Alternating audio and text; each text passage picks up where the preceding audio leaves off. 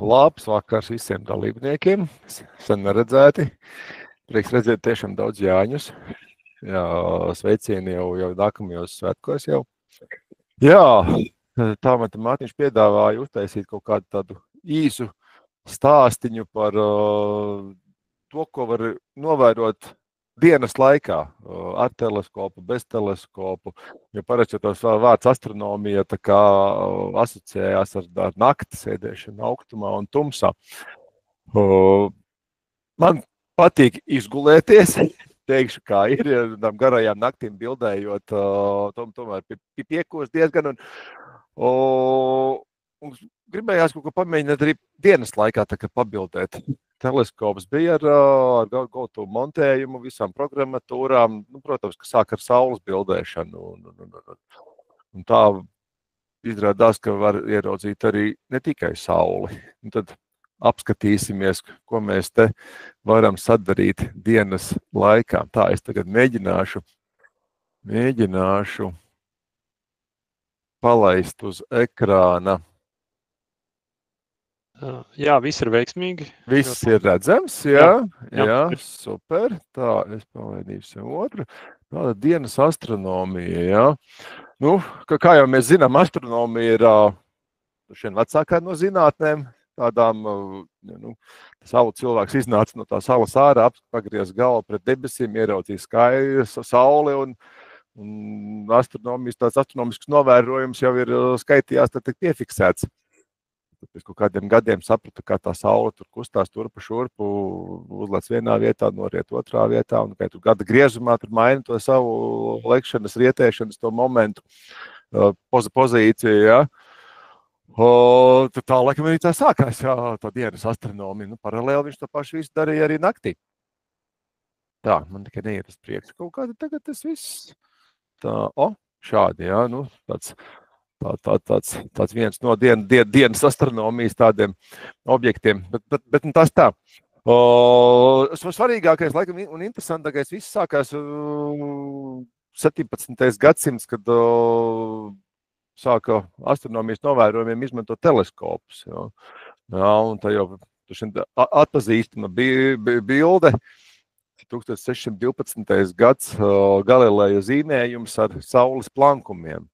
Tas tāds, diezgan tāds ievērības cienīgs notikums jau, un aizsākās diezgan tāda forša tāda zinātnes ēra, kad tas teleskops ir pagriezts pret debesīm, un sākās visādi minējumi, kas tie ir pa plankumiem vispārībā, un citi domāja sākumā, ka tās ir planētu ēnas, kas ir tā kā krīt uz sauli. Jā, šobrīd izklausās diezgan absurdi, bet tajā laikā idejas bija daudz un dažādas. Bet vēlāk, protams, ka tas viss pierādījās, ka tie plankumi atrodas uz pašas saules. Tiksim, šeit tāds Kristofa Šeinera zīmējums pāris nedēļu laikā tādi novērojumi ar saules plankumiem un parādītu šo plankumu tā kā kustība ap sauli. Un pēc tā uzreiz bija skaidrs, ka saule rotē ap savu asi, ka tie plankumi nav nekādas ēnas, ka tie ir mainīgi, kustīgi, dinamiski kaut kādi veidojumi uz pašas saules. Šeit ir vēl viens tāds interesants novērojums, ko es pats īsti nezināju. Tas ir Keplera zīmējums, kurš ir izdarīts ar kamera obskura. Nevis ar teleskopu, bet ar kamera obskuru. Mēs jau zinām, ka kamera obskura tā ir melna kaste ar caurumiņu vienā galā, un otrā pusē tā ir ekrāns, un uz tā ekrāna spīd tas saules projekcija. Neizmantojot nekādas lēcas vai nekādu citu optiku, vienkārši caurumuriņš. Pats Keplers šajā brīdī bija domājis, ka viņš ir piefiksējis Merkura tranzītu pār saules disku, kas beigās tomēr izrādījās, ka ir saules plankums. Un tad šis laikam skaitās pirmais saules plankuma tāds vizuālais novērojums, bet neizmantojot teleskopu. Teleskops nāca vēl pēc dažiem gadiem klāt. Tas tāds ļoti interesants moments. Tad tālāk, jau ķeroties klāt pie tām planētām, jau arī Galilejs, protams, tās ļoti veiksmīgi novēroja Venēras fāzes. ļoti smuki viņš ir piefiksējis, uzzīmējis, kā tas sirpīts ir ļoti šaurs, ir jau, teiksim, apakšējā konjunkcijā, un tad kā Venēras redzamais disks samazinās, bet paliek tā fāze arvien lielāka. Un šis bija tāds stūrakmens visai tai zinātnē, pasakot, ka tās planētas tomēr riņķo apkārt Saulē, jo savādāk šādu veidu fāzes izskaidrot nevarēja. Jā, tas uz to brīdi jau nesakrīt ar Ptolemaja ģeocentrisko to visu pasaules to modeli, un tas viss, tā teikt, aizgāja pa gruntu viņam. Un mēs esam nonākuši pie tās Saules sistēmas, kādu mēs viņu tagad zinām, jā, visu to schēmu. Bet tas tā par vēsturi. Atgriežoties tā kā mūsu laikos realitātei, ko mums vajag, lai mēs varētu kaut ko pa dienu apskatīties. Ja? Nu, protams, vajadzētu sākt ar kaut kādu optiku. Vai nu tas būtu binoklis, ideālā variantā teleskops. Nu, es šobrīd tā kā vairāk pie teleskopa, tā kā tās schēmas pieturējušās. Tad, tā, šitāds smuks tāds mauriņš ir. Mauriņš ar 3 punktiem. Parasti ļoti daudz uzdod jautājumu, tad ļoti forši jautājumu, kā to objektu, planētu var pie debesīm atrast dienas laikā. Ar Sauli Mēnesi tur problēmas pa lielam nebūtu. Ieraudzīja, pagriezt teleskopu, novēroja, viss ļoti vienkārši. Bet ko darīt ar planētām? Tās ar aci īsti neredzēs, izņemot Venēru varētu mēģināt, varbūt ieraudzīt ar binoklu noteikti. Jā, bet jautājums ir par to atrašanu, kā tas notiek. Tad mana schēma ir šāda, sekojoša. Cik teleskops man ir stāv lauku mājā, tas visu to situāciju diezgan atvieglo. Bildēju arī naktī, un teiksim, kad naktī jau viņš ir perfekti nopozicionēts pret polāru zvaigzni, pret ziemeļiem pagriezt, tad es uz zālē ar krāsas baloniņu uzpūšu 3 punktus tajā vietā, kur atrodas teleskopam statīva kājas. Un tad jau dienas laikā es redzu šo vietu. Jo dienas laikā nav īsti būtiski super perfekti to teleskopu nolīmeņot, nopozicionēt pēc polāras zvaigznes. Nu, nav tik svarīgi. Ir pāris tādi knifiņi, kas to visu procesu padara diezgan vienkārši. Tad mēs aptuveni noliekam to teleskopu šajā pozīcijā, varam viņu tur palīmeņot. Tālāk, ja mums būtu nepieciešama go-to sistēma teleskopam datorizētā, kaut kādā astronomijas programma. Manā gadījumā es izmantoju Stellarium. Tad nu tā. Es atrodu Stellariumā to Sauli. Es lieku teleskopam sākumā aizbīdīties, notēmēt uz Sauli. Vienmēr, es teikšu, 95% gadījumu teleskops trāpa Saulē garām. Nu, jo tā kļūda tomēr zinām ir, kā es to teleskopu tajā zālē esmu nolicis. Tas nav tāds precīzs pasākums. Bet viņš ir aptuveni tajā Saules virzienā pagriezies. Nu, tad ir 2 varianti. Vai nu es ar datora klaviatūru varu to teleskopu bīdīt, meklēt to Sauli, kamēr man viņi ienāk kameras redzes rauklā. Protams, teleskopam jāizmanto saules filtrs uz to brīdi, savādāk būs auzas. Otrs variants ir, manuprāt, vienkāršāks, bet arī strādā. Atšķirība neesmu izpētījis, teiksim, kāda kļūda ir pēc tam, bet var darīt arī tā, ka teleskopu atlaist teleskopam sajūgu vaļā abām asīm un vienkārši ar roku pagriezt pret Sauli. Ja ir skatu meklētājs, tad jau aptuveni tu redzēs, kā Sauli iespīd iekšā. Vēl variants ir noņemt uz to brīdi nost kameru un pielikt kaut kādu baltu papīra lapu. Un tādā veidā arī var atrast Sauli. Tagad filtrs jānoņem uz to brīdi atkal nost. Tagad, ja tu redz, ka Saules stars spīd cauri teleskopam uz tās lapas, tas zina, ka Saule ir kadrā. Tad liekam atpakaļ filtru, liekam atpakaļ kameru un skatāmies, ko mēs tajā brīdī redzam ekrānā. Ekrānā mēs redzēsim Sauli, mēs viņu smuki iecentrēsim, un tad mēs tajā programmā vienkārši nospiežam pogu sync, kas ir tā kā sinhronizācija. Un viņš konkrētās koordinātas, kuras tu esi tur ieregulējis, viņš piefiksēs programmā.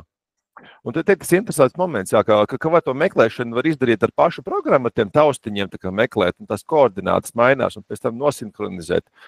Un otrs variants, kad ar roku, tajā momentā dators jau nesaprot, kur tu esi viņu pagriezis. Viņš jau domā, ka atrodas uz sauli tajā momentā.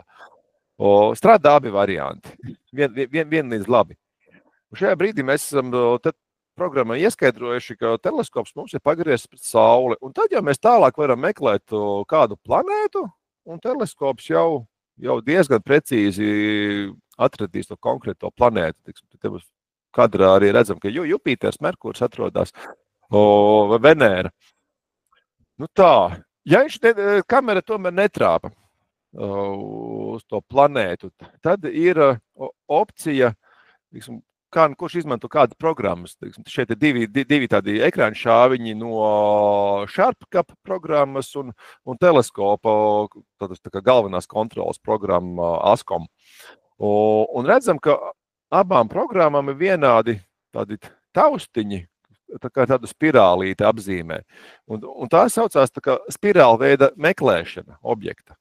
Ja mums tas teleskops ir pagriezts pret planētu, bet mēs viņu kameras kadrā neredzam, mēs varam izmantot šo pogu.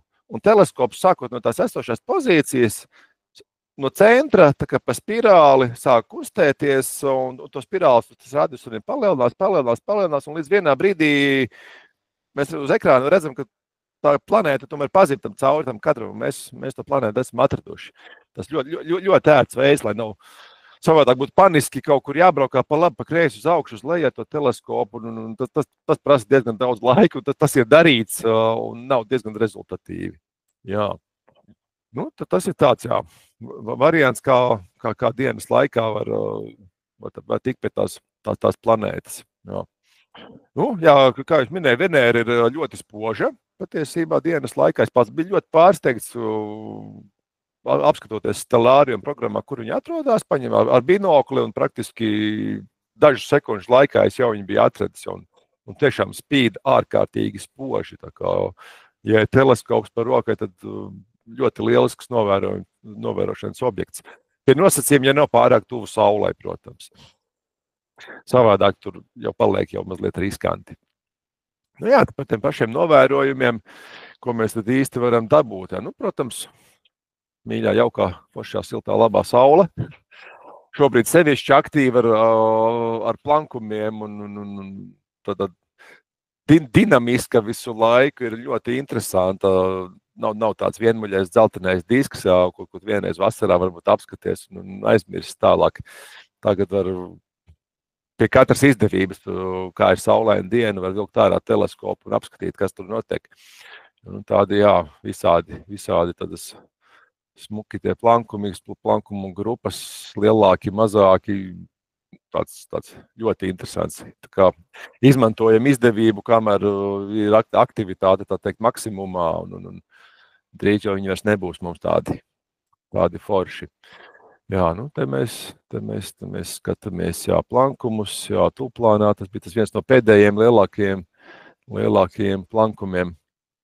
Nu, tas ir attiecībā par sauli, jā, nu, saule, jā, ja mums ir saule, tad jau mums, protams, dienas laikā ir arī saules aptumsums. Nu, tas šogad mums bija, paveicās ar laikapstākļiem, viss bija perfekti, tehnika bija, viss nostrādāja un ķeksīts ir, jā, gaidam nākamo. Tā, te mums ir vēl viens tāds momentiņš, jā, kāpēc es bildēju tādā varbūt mazāk raksturīgā formātā to saules aptumsumu, ka neredz visu saules disku, bet tikai to mēnesi, to fragmentu. Es tieši gribēju redzēt šo mēnesi virsmas, to reljefu. Nu, jā, ļoti iespaidīgi, manuprāt, jā, dzīvajā, tik skatoties aptumsuma laikā, tas bija tāds tiešām wow. Tas mēnesis nav tā kā ar žileti nogriezta melna taisna līnija, bet redzam perfekti to reljefu. Un, jā, tas bija tāds mans plāns. Plāns ir izdevies. Pie Saules runājot, tad ir arī tāda lieta kā ziemeļblāzmas, ko mums sagādā Saule. Un izrādās, ka ziemeļblāzmas var novērot arī dienas laikā. Es gan to neesmu darījis, visticamāk, to es arī nedarīšu, bet es atradu informāciju, ka Zviedri sadarbībā ar Amerikas zinātniekiem ir mēģinājuši. Dati ir diezgan seni, no 1999. gada. Ārkārtīgi sarežģītā tehniskā procesa rezultātā viņi to bildi ir ieguvuši dienas laikā. Palasīju to visu to specifikāciju, to principu, kā viņi to darījuši. Nu, teikšu, kā ir. Es nesapratu lielāko daļu no tā, kas tur ir rakstīts. Ārkārtīgi sarežģīti, bet ir izdevies. Jā. Nu, bet galvenā doma ir, ka visa debesu sfēra tiek bildēta ar spektroskopu. Spektroskops bildē ļoti, ļoti šaurā tajā spektra diapazonā, lai gan tas, ja nemaldos, bija 630 nanometri, tas sarkanais, tas viļņa garums, kas būtu tagad tas slāpekļa, tas spektrs, sarkanā līnija. Un tas līnijas platums bija 0,3 nanometri. Astrofotogrāfi zinās, ka viņi izmanto 3 nanometru filtru, kas jau skaitās tās ļoti labs, 7 nanometru filtru, kam tas joslas platums ir tāds. Bet viņiem tam spektroskopam ir 0,3 nanometri, kas ir super šaura tā līnija. Un tad ar sarežģītu apstrādes procesu, nofiltrējot no debesu to zilo krāsu, viņiem kaut kā ir izdevies. Jā, redzam, ka ziemeļu pusē pie N burtiņa ir tās gaišāks, jā, ka tur tā ziemeļblāzma ir. Nekādus jaunākus datus gan par šo neesmu atradis. Kā tas viņiem ir beidzies tālāk, nemācējuši atbildēt, jā. Bet jebkurā gadījumā ļoti interesanti, tātad ziemeļblāzmas dienas laikā. Tālāk jau, vecais labais mēnesis, arī ļoti, ļoti jau interesants patiesībā tāds objekts tieši dienas laikā. Jā, šajā variantā mēs runājam par dienas astronomiju. Protams, fons ir zils, tā bildēšana ir mazliet sarežģītāka, viņš ir mazāk kontrastains, bet jebkurā gadījumā ir skatāmi. Jā, tad, protams, ko mēs arī bez teleskopiem varam novērot, mēnesis slēgts īsi pēc saulrieta, bet dienas gaišajā laikā vēl. Tā, jā, viņš mums arī vēl kustās, jā, tā kā viss mums kustās. Īsts laiklēciena video. Redzam, ka viss ir dinamiski, nekas nestāv mums uz vietas. Tā par planētām, jā, tālāk jau mums ir. Kāds varbūt atpazīst, kas tas ir?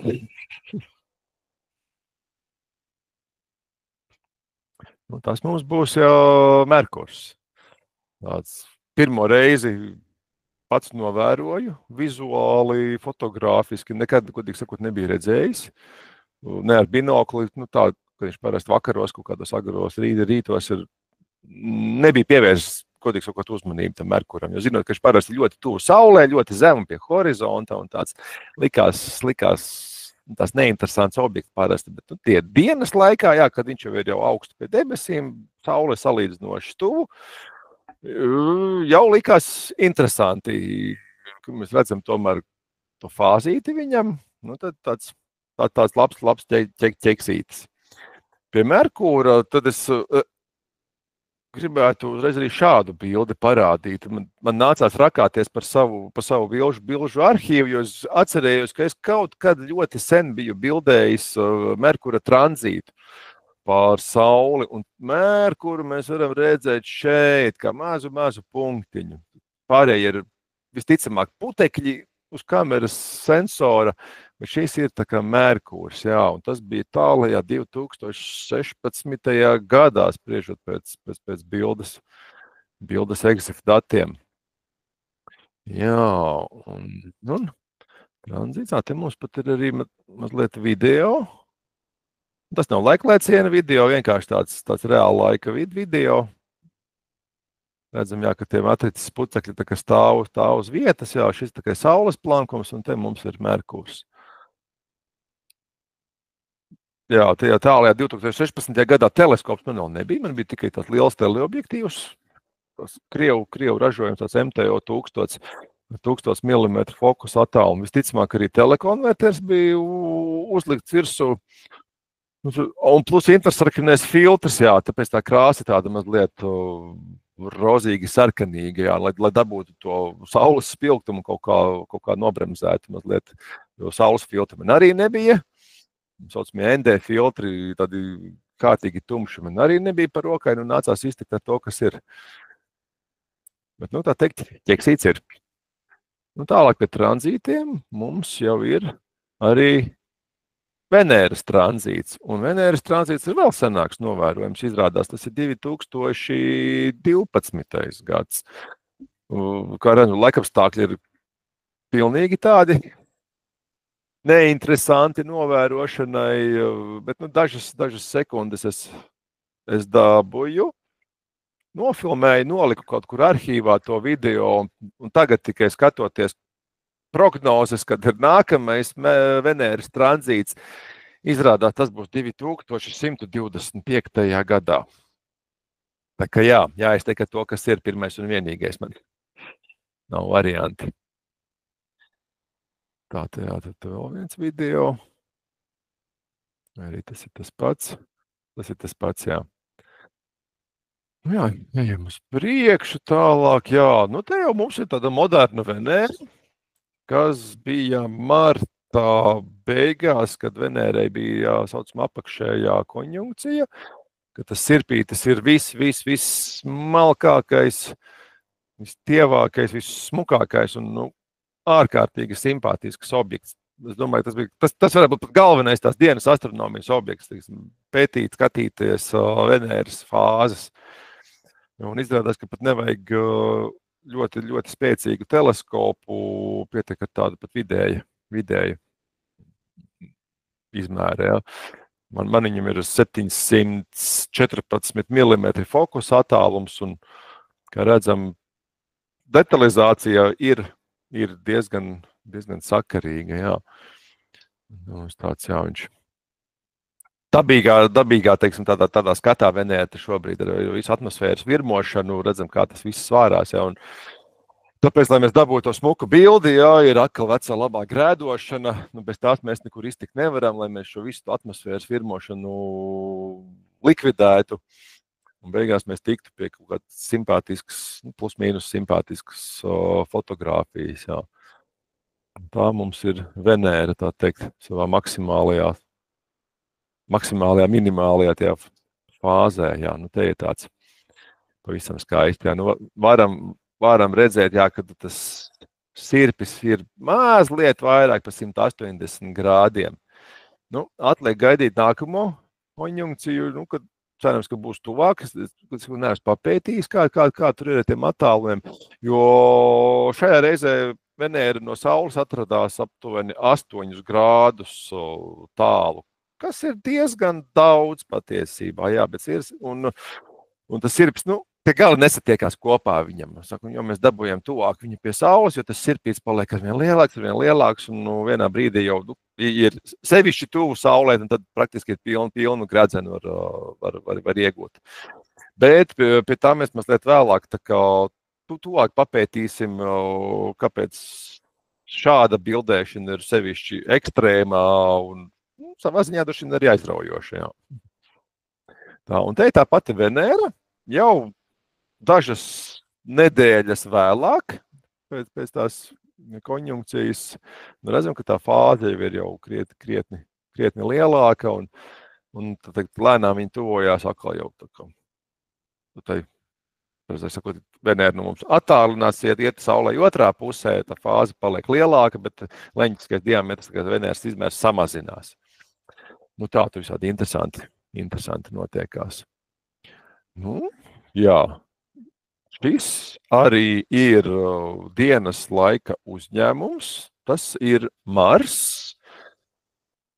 Jā, to es laikam pats arī negaidīju pavisam, ka arī to mēs varētu dabūt redzēt. Un ir diezgan solīdi. Mēs par kaut kādu virsmas struktūriņu tur varam redzēt. Varbūt mazliet bālumiņu pie poliem. Nu, gandrīz kā naktī. Jā. Nu, prasītos mazliet jaudīgāks teleskops, bet tas ir priekšdienām, jā. Nu, protams, Jupiters, jā. Nekādu problēmu. Atrodam ar teleskopu, redzam, bildējam. Tiešām, jā, ir diezgan spožs tas objekts, jā, tā kā.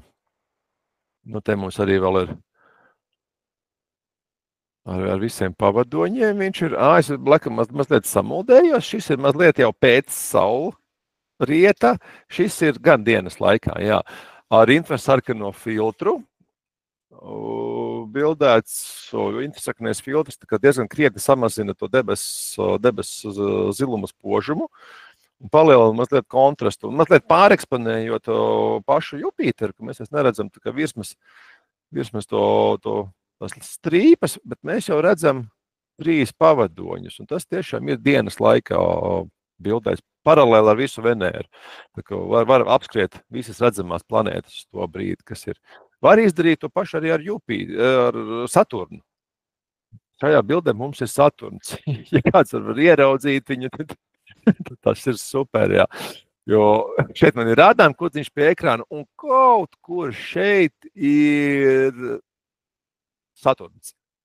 Nu, jā, uz ekrāna visticamāk viņi neredzēs, bet tajā dzīvajā skatā, jā, kā kamera viņu filmē, var nojaust, jā, ka ir kaut kas tur ir tāds gaišāks aplītis. Jā. Nu, nebija tie novērojami tie apstākļi paši labākie, bet tekstīts ir, es viņu ieraudzīju, tā kā jā. Vispār varam redzēt visas planētas. Ne tikai planētas, intereses pēc pagriežu uz zvaigzni.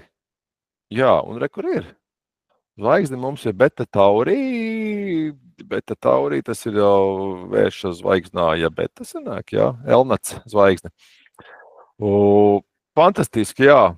Teleskops pagriezās un ļoti spožs punktiņš. Dienas vidū zvaigzne mums ir ekrānā. Kurš saka, ka zvaigznes dienas laikā mēs neredzam? Redzam diezgan daudz patiesībā. Es tā palasot mazliet to statistiku, ka kādas 15 noteikti varot atrast tās zvaigznes. Jā, tā kā, ja ir tehnika, droši var mēģināt. Protams, nekas ir vizuāli interesants, tas nav, bet fakta konstatācija ir, jā, ka mēs dienā to varam ieraudzīt, ir ok. Tā, nu, tālāk es gribēju pastāstīt par to ekstrēmo planētu bildēšanu. Pastudējot mazliet interneta resursus, atradu ļoti interesantu teleskopa schēmu tieši priekš Saules tuvumā esošu planētu un komētu fotografēšanas. Un kas man ārkārtīgi interesanti likās, ka teleskops ir šādā veidā, ka ir tikai lēca, ir kaut kāds lēcas turētājs, un turētājiem beigās ir kamera ar mikroskopa objektīvu, kurš strādā kā tāds projicējošais okulārs uz kameras. Kāpēc šāda sistēma ir vajadzīga, izrādās? Jo objekts mums atrodas ļoti tuvu Saulē. Tas nozīmē, ka Saules stars nokļūst teleskopā iekšā. Atkarībā no tā leņķa, kāds ir starp Sauli un objektu. Tas Saules stars, kas nāk teleskopa iekšā, viņš vai nu lielāks, vai nu mazāks. Viņš vienā brīdī var krist kaut kur uz teleskopa sieniņas, kas nav tik traki, jā, bet jo mūsu objekts ir tuvāk Saulē, jo tas leņķis arvien samazinās, un tas Saules fokusētais punkts arvien tuvojās kameras sensoram. Un šajā brīdī jau sākās jau pamatīgas problēmas. Nu, zinām, ir palielināmais stikls, Saules stars ir nofokusēts, teleskopa iekšpusē viss ir izkrāsota melna. Nu, tur nav divu domu, ka tur būs dūmi iekšā. Ja tur sāk kaut kas degt, kaut kas sāk skūpēt, vienmēr sakot, mēs sabojāsim tehniku. Dzibenīgi praktiski, jā. Tas man pašam ir vienreiz sanācis, gan ar fotokameru, pilnīgi netīšām, ka manas fotokameras bija uzlikts 500 mm objektīvs uz statīvu un nesot par plecu to kameru, kaut kā tas objektīvs bija pagriezies pret sauli, un vienā brīdī es jūtu tāds platmasas svilums, smaka tāda. Noņemot objektīvu, jā, es redzēju, ka ir smuki kamerai tādi izkusuši punktiņi plastmasā, un viņš kaut kā netīšām bija pagriezies pret sauli un sācis tur bija svilināt tā kā lupa iekšā. Identiski stāsts ir ar teleskopu. Jā, ar parastu teleskopu mēs šādu novērojumu droši vien, ka labāk nevajadzētu darīt. Nu, tur ir skaidrs, jā, ka kaut kas tiks viennozīmīgi sabojāts. Vai es kaut ko šādu gribētu taisīt? Iespējams, varbūt vajadzētu.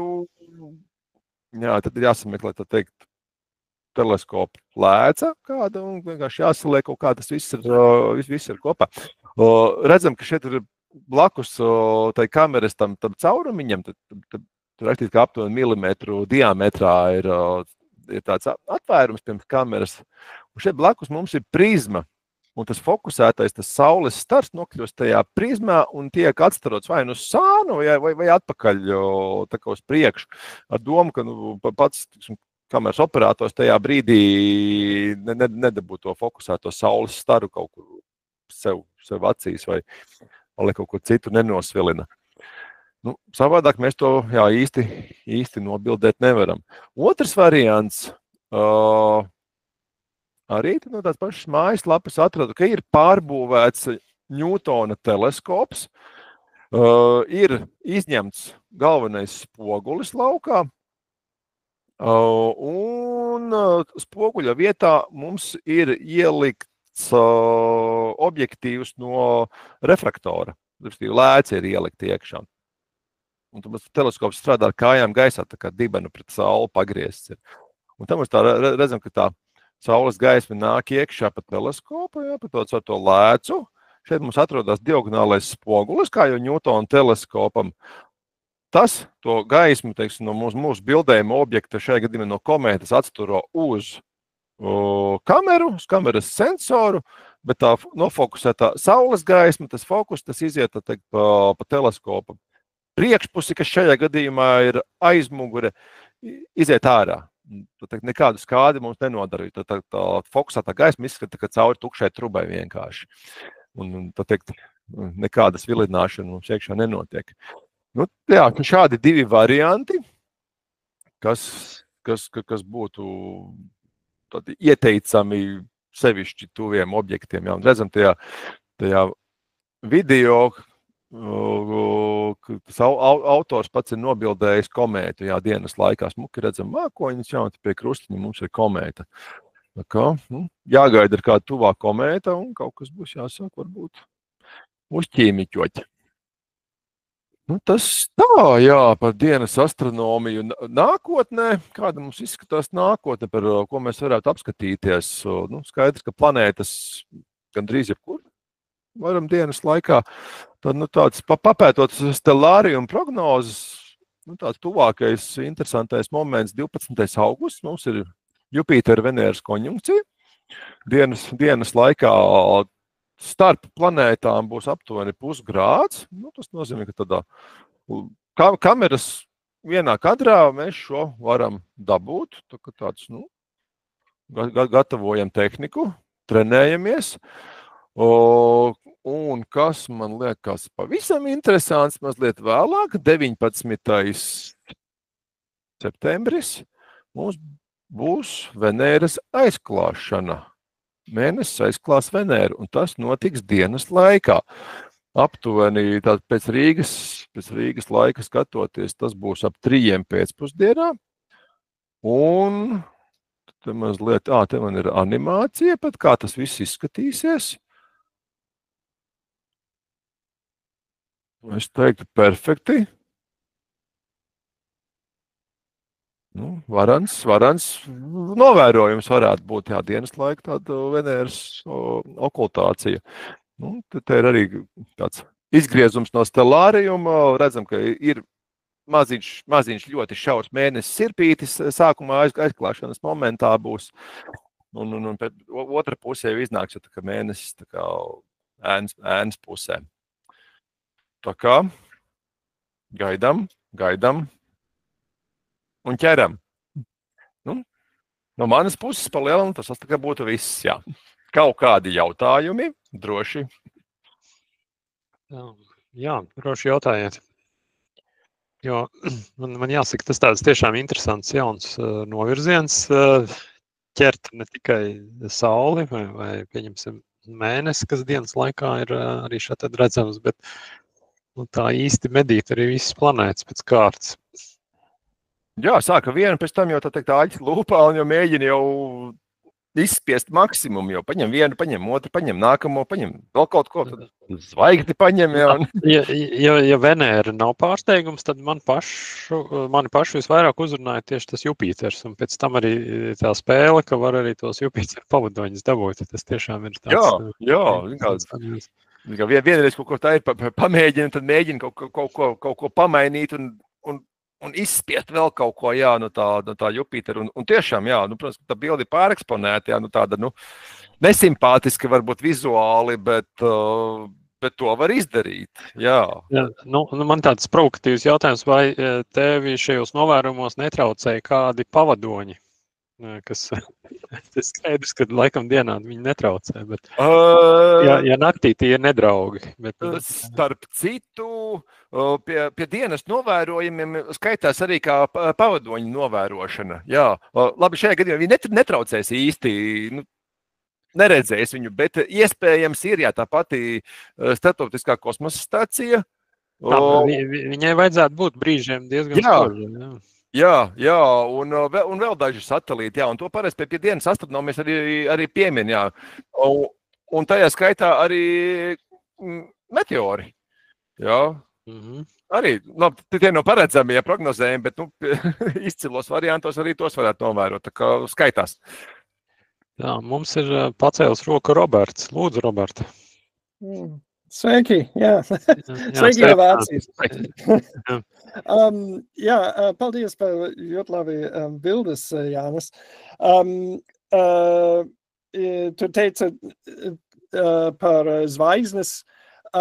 Es lasīju šeit Vācija, un es domāju, bija arī Amerika, vai kaut kur tas bija amatieri novēroja Betelgēzi dienā, un tas bija svarīgi, jo pirms pāris gadus Betelgēze bija mainīta, un kad viņa bija konjunkcija, nevar zināt, kā tas gāju, un tagad viņiem zināt, tas mainījums Es domāju, spožums mainījās. Jā, spožums, jā, viņam izmēra spožums, un mainījums no Betelgēze bija tālāk, gāju tālāk, un viņam varēja laikkavu izmērēt. Tas nozīmē, ka varēja ne tikai ieraudzīt to Betelgēzi, bet arī novērot Betelgēzes spožuma izmaiņas. Jā, pareizi, jā. Jo sanāk, ka to zvaigzni jau nevar visu gadu redzēt, bet ja mēs gribam sekot līdzi spožuma izmaiņām, tad jāmēģina novērot arī laikā, kad viņa naktī nav redzēta. Jā, šo rakstu es arī lasīju vienā brīdī, jo Betelgēze ir tāds viens no tādiem interesantiem tādiem novērošanas objektiem, ir tā, ka viņa, teorētiski katru brīdi liekas, ka viņi varētu uziet gaisā, jā, tas ir no šā brīža, tur tuvāko miljonus gadu laikā, vai cik viņai tas laiks ir dots, un ka viņi regulāri maina to savu spožumu, un tāpēc, lai palielinātu to novērojumu biežumu, īsti nepietiek ar tiem nakts novērojumiem, un viņi sāka mēģināt novērot viņu arī dienas laikā, jā, un tas arī tiešām izdevās, un attiecīgi nokalibrējot instrumentus, viņiem arī izdevās to zvaigžņu lielumu precīzi arī noteikt arī dienas laikā, ar ļoti, ļoti minimālu kļūdu patiesībā. Tā kā šobrīd sanāk, ka viņi 24/7 viņi var novērot, cauru gadu. Jā. Tā, vai ir vēl kādi jautājumi? Lūdzu, uzdodiet. Var arī, ja nevar mikrofonu lietot, var ierakstīt čatā.